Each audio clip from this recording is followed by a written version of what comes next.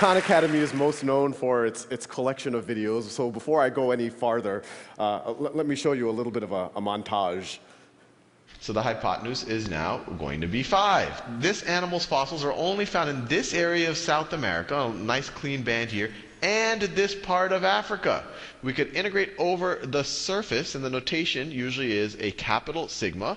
National Assembly, they create the Committee of Public Safety, which sounds like a very nice committee. Notice this is an aldehyde, and it's an alcohol. Start differentiating into effector and memory cells. A galaxy. Hey, there's another galaxy.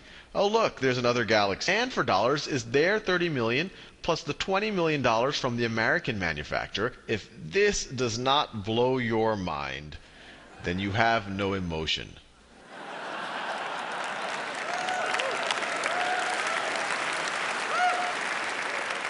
We now have on the order of 2,200 videos covering everything from basic arithmetic all the way to vector calculus and some of the stuff that you saw up there. We have a million students a month using the site, watching on the order of 100 to 200,000 videos a day. But what we're going to talk about in this is how we're going to the next level. But before I do that, I want to talk a little bit about really just how I got started. And some of y'all might know, about 5 years ago, I was an analyst at a hedge fund, and I was in Boston, and I was tutoring my cousins in New Orleans remotely. And I started putting the first YouTube videos up really just as kind of a nice-to-have, just kind of a supplement for my cousins, something that might, give them a refresher or something. And as soon as I put those first YouTube videos up, something interesting happened. Actually, a bunch of interesting things happened. The first was the feedback from my cousins. They told me that they preferred me on YouTube than in person.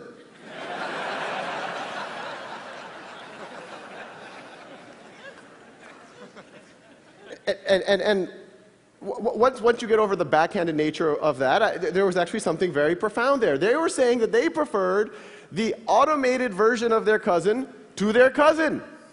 At first it's very unintuitive, but when you actually think about it from their point of view, it makes a ton of sense. You have this situation where now they can pause and repeat their cousin.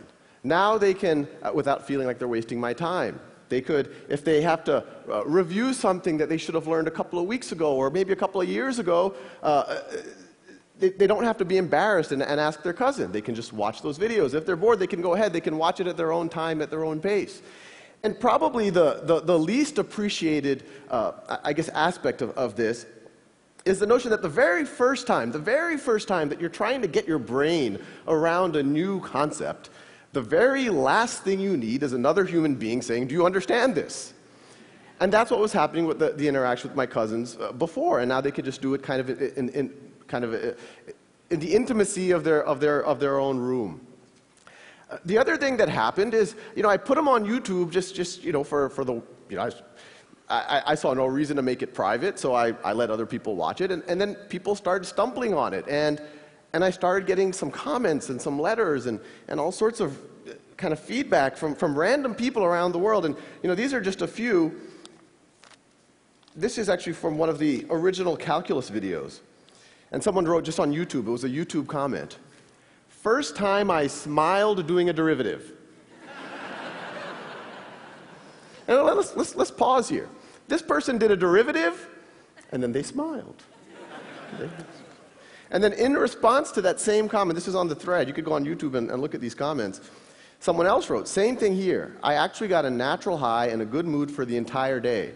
Since I remember seeing all of this matrix text in class, and here I'm all like, I know Kung Fu."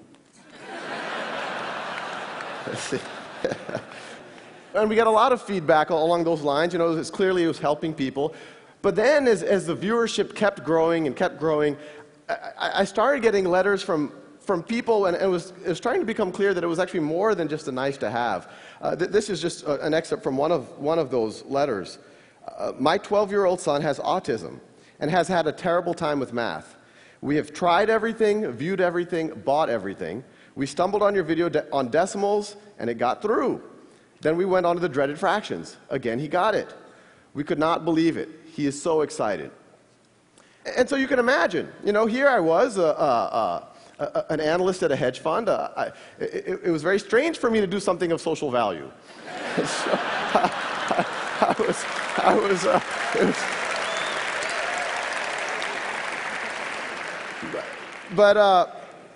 I was excited, so I kept going. And then other things started to dawn on me.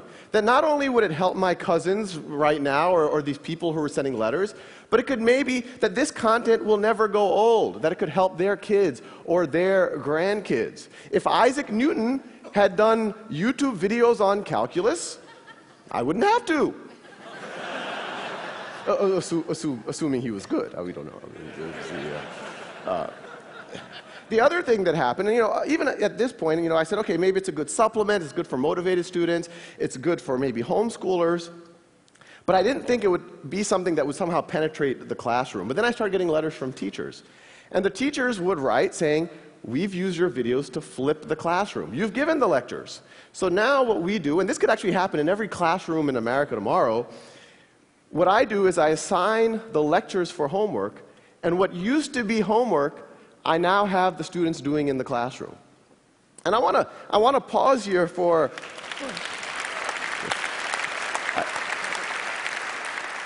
I want to pause here for a second because there's a couple of interesting things. One, when those teachers are doing that, there's the obvious benefit. There's the benefit that now their students can enjoy the videos in the way that my cousins did. They can pause, repeat at their own pace, at their own time. But the more interesting thing, and this is the unintuitive thing when you talk about technology in the classroom, by removing the one-size-fits-all lecture from the classroom and letting students have a self-paced lecture at home, and then when you go to the classroom, letting them do work, having the teacher walk around, having the peers actually be able to interact with each other, these teachers have used technology to humanize the classroom.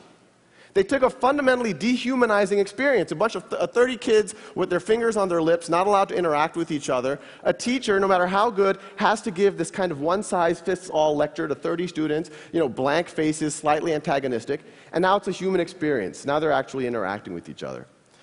So once the Khan Academy kind of, I quit my job and we turned into a real organization. We're a not-for-profit. The question is, how do we take this to the next level? How do we take what those teachers were doing to their natural conclusion? And so what I'm showing over here, these are actual exercises that I started writing for my cousins. The ones I started were much more primitive. This is a kind of a more competent version of it. But the paradigm here is we'll generate as many questions as you need until you get that concept, until you get 10 in a row. And the Khan Academy videos are there. You get hints, the actual steps for that problem if you don't know how to do it. But the paradigm here, it seems like a very simple thing, 10 in a row, you move on. But it's fundamentally different than what's happening in classrooms right now. In a traditional classroom, you have a couple of homework lecture, and then you have a snapshot exam. And that exam, whether you get a 70%, an 80%, a 90%, or a 95%, the class moves on to the next topic. And even that 95% student, what was the 5% they didn't know? Maybe they didn't know what happens when you raise something to the 0th power. And then you go build on that in the next concept. That's analogous to, imagine learning to ride a bicycle. And I give you a bicycle, maybe I give you a lecture ahead of time, and I give you that bicycle for 2 weeks, and then I come back after 2 weeks, and I say, well, let's see, you're having trouble taking left turns, you can't quite stop. You're an 80% bicyclist. So I put a big C stamp on your forehead, and then I say, here's a unicycle. But as ridiculous as that sounds, that's exactly what's happening in our classrooms right now.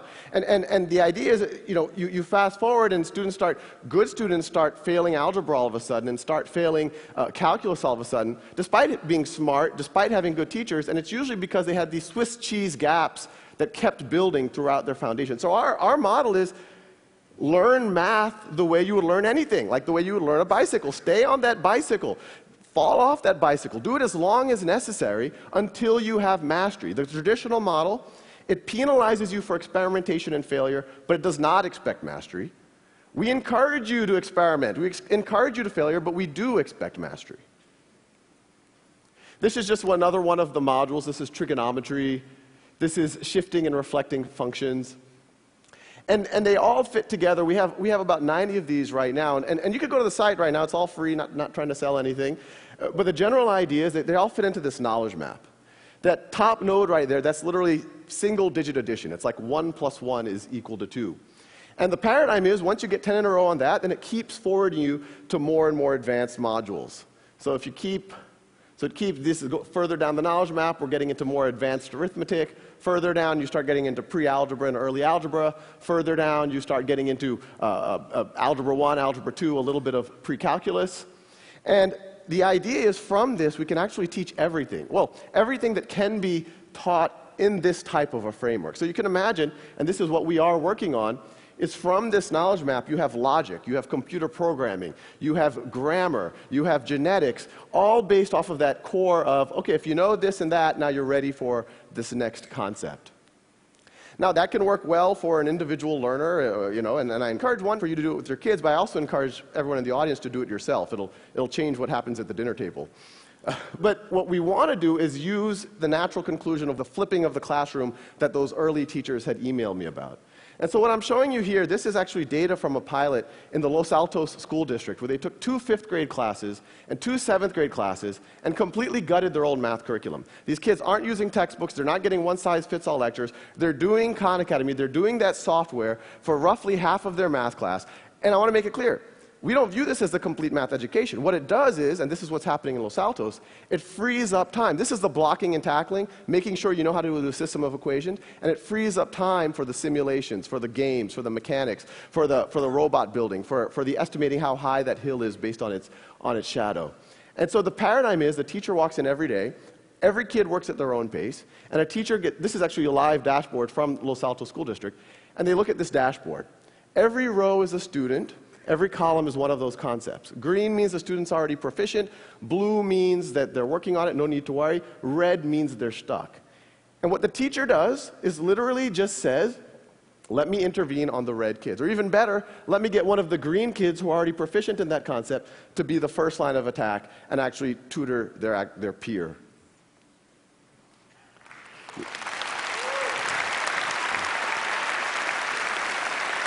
Now, I kind of come from a very data-centric reality, so we don't want that teacher to even go and intervene and have to ask the kid awkward questions. Oh, what do you not understand, or what do you do understand, and all of the rest.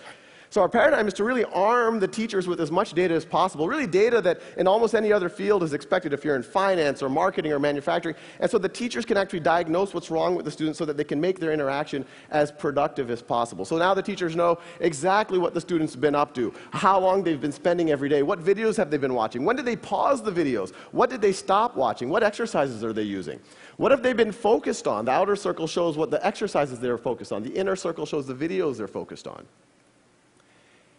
And the data gets pretty granular, so you can actually see the exact problems that the student got right or wrong. Red is wrong, blue is right. The leftmost question is the first question that the student attempted. They watched the video right over there. And then you could see eventually they were able to get 10 in a row. It's almost like you can almost see them learning over those last 10 problems. They also got faster. The height is how long it took them.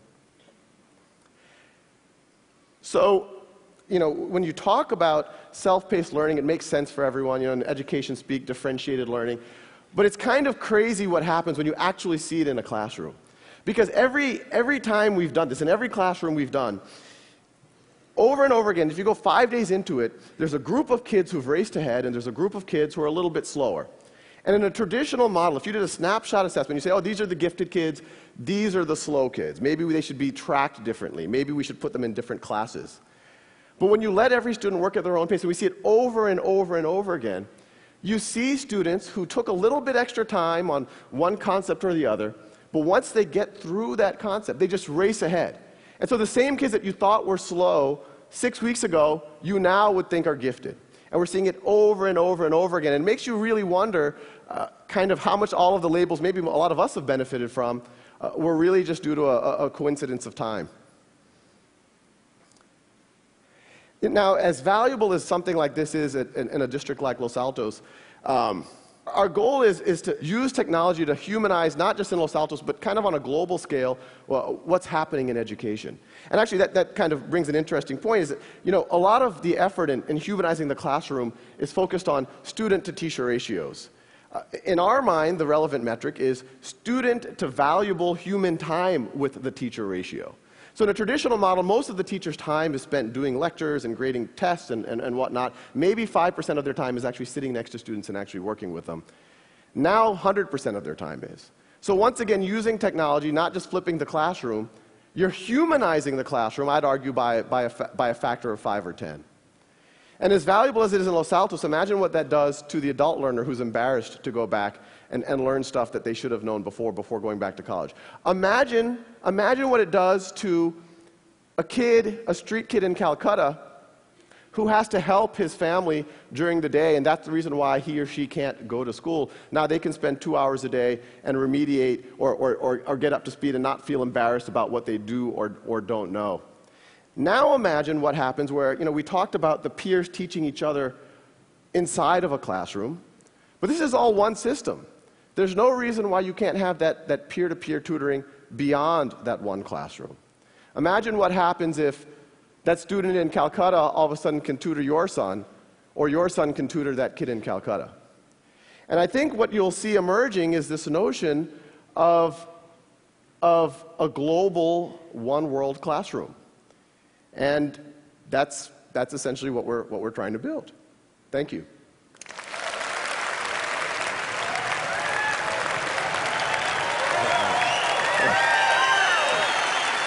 I'll ask you about 3 or 4 questions for the time. Okay. Yeah.